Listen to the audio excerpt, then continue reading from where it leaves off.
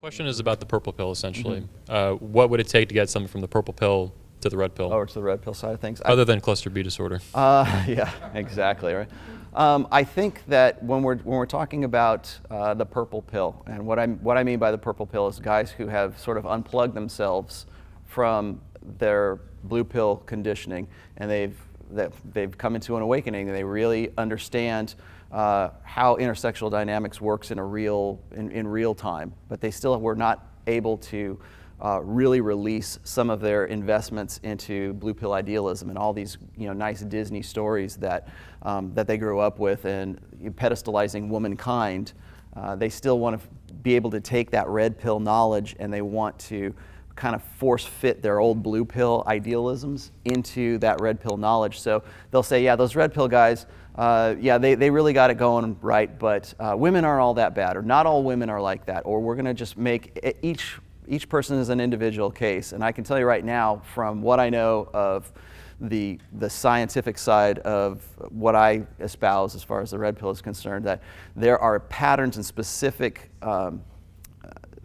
ways and specific schedules. That's one of the reasons I wrote the second book, is there are specific schedules that are predictable. Now, is it going to be right on spot for each woman contextually? No, probably not, but it's going to be so predictable that you will be able to say, yeah, okay, she's in her epiphany phase. Okay, she's in her alpha phase. She's in her party years. It's real easy to see the prioritizations. Now, how they go about doing that, or maybe they don't do it at all, but they wait till they get later on in life, and then they decide, oh, I'm making up for missing out, and they want to go back to that. They might actually retroactively go and do follow the schedule again. But I think that let's say if you are a purple pill guy, I think it's really important to reacquaint yourself with the true nature of men and women, and just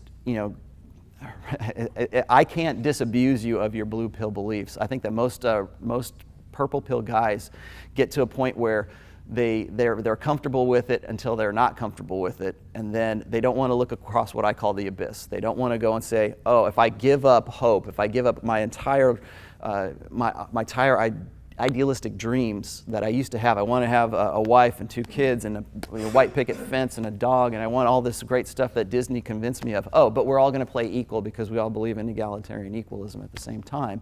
How can I make that fit with what I know is contradictory to that? And I think that staring across that abyss, you're trying to tell somebody that they need to recreate themselves. At the same time, you're also telling them, you've been living your life wrong. Or it's like saying you raised your kids wrong. And that's really hard, especially for our egos right now. It's like saying, I believed in all this shit for as long as I have, and now I'm 30 years old, and I'm finding out that this is all horseshit. And like every one of you guys who has come and talked to me and shook my hand today has had a very similar story. Why is that? Because it's predictable. Alan here was just talking about, telling me last night about how his wife was, asking for a divorce and wanted to kick him out of the house. And then I've got like 2 other guys telling me very similar stories to that. And then he says, and then I read your book, and then I read through it, and I adopted what you were saying in that. And sure enough, she's bringing you a couple of beers, to make up with you. And everything that I said would happen happened. And it's not because I have some prophetic idea that that's going to happen. It's because I talk to everybody and I see how it goes through, and every one of you has a similar story of some kind. So it's the predictability factor of it. That's I think is the strongest thing I can say for purple pill guys who think it's always on a by case basis. It's all individual. It's also all about people are people. Nobody's all the same. No, well, yeah, okay.